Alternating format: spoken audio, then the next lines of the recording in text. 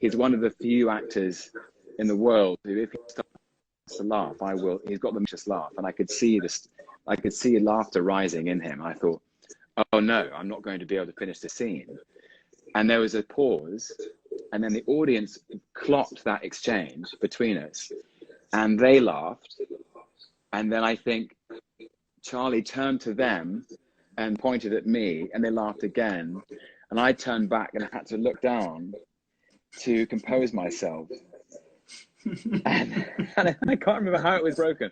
We both took a sip of wine at the same time, and then there was a spontaneous round of applause. But I think, you know, apart from just, you know, something going wrong, I think the applause was nothing to do with us, really. It was the audience's delight that they were watching something which was live and real. They were witness to it, and they were included in this magical moment, which didn't happen the night before and wasn't going to happen the next night. And I feel that that's the best thing about live theatre. And there's so many other things. Once we broke a wine glass accidentally, and we had to get Eddie back on to bring another glass on. Or people would repeat the same lines. Yeah. I mean, it's amazing, but it's amazing, as you say. That's what makes it so unique. It's, you know, so special and unforgettable, isn't it? You just literally don't forget those moments as an audience member. And I'm all for that. You know, like it's all all those things that happen. You know, that's all. It's all good. That's all part of the fun of it. And I think I had a friend in that night actually, who came back, and he said the pleasure of that moment was so pure, as distinct from anything else. You don't, of course, you go to the movies, or you watch things on television or on streaming, and things make you laugh. But if you go to the theatre and you're part of that moment, that's a uniquely theatrical thing. It happens because it's live, and it's very special. It's very special for everybody, I think. Yeah, very special. The talking about very special, what I've got to say, I mean, like, here we are. You're nominated for a Tony. You made your Broadway debut. I mean, what does that mean? What does that mean to you? I still can't quite believe it. And I just want to thank everybody who, you know, has made this possible. And I'm so honored to be nominated for a Tony. I sort of can't, it doesn't feel quite real. It never does. Because I started acting when I was a teenager in school plays, and the idea that one day I'd be nominated for a Tony Award, which is just sort of, you know, the gap from there to the gap from A to B is so, it feels like trying to long jump across the Pacific Ocean. And I'm very, very honored to be nominated. I'm an extraordinary company. My fellow nominees, all amazing actors. And congratulations to you too, Jamie. Thank you so much. Yeah, I'm very nominee. I'm very honoured, and for the entire team. And what I love about, you know, the kind of Best Revival nomination is that literally is for everybody. Yeah. And, like, you know, I include all of our friends in London, as well as, you know, all the people that work so amazingly hard to make it happen in New York as well. But being a part of that Broadway community was just incredibly special. That's the thing. That's the thing. It is.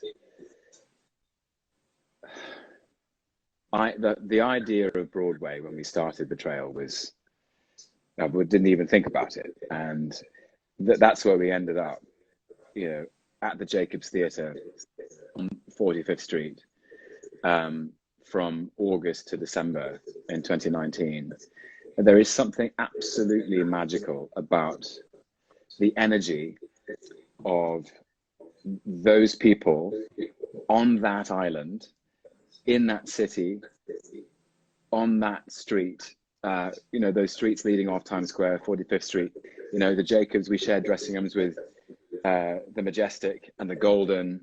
And I remember I had a dressing room on the first floor. So every single performance I'd be getting ready and putting on Robert's things. And I would have my windows open, and I would always hear the guys outside front of house at the Imperial for Ain't Too Proud. And I would say, we always hear him calling out his calling out, "Ain't too proud, come on, come walk this way, ain't too proud." And that feeling of being part of a community and a tradition of acting and performing, which is respected across the world. And it is really unique. And when other plays open on Broadway, the companies of every other Broadway show send these signed good luck messages to the company who are opening, and we receive that. And there's a very unique energy, which I found very touching and poignant to reflect on in this period of lockdown, because it's all about our social contact. It's all about making connections. And the difficulty for everybody in this last year has been that to keep each other safe, we've had to break those connections in some way. We try to keep them going remotely, but to be in crowds, to be in audiences, to be in the same building, connecting over the same thing, laughing at the same line, being moved by the same thing. And it's very touching to think of, and especially all those people, and it's worth mentioning almost all of them who made it possible. And the people who often aren't, who dedicate their so many hours every day, which add up to weeks and months and years and decades of service to this extraordinary art form. People like Frank Lombardi, our stage manager, and Diane, our producers, Wendy, Orshan, and Jeff Wilson, Bruce Klinger, our company manager, Ianth, who greeted us every evening, Danny Paul, our dresser, who makes sure all our clothes were clean and pressed, and or made sure our props, Freddie made sure the props were all ready. Mike and Matt, and our New York producers, Ben Lowy and Tony Marion, and many, many more that I couldn't possibly list. And Adam Spears and Emily. Gareth, Adam, yeah, absolutely. Yeah. And so many people behind the scenes who make this possible.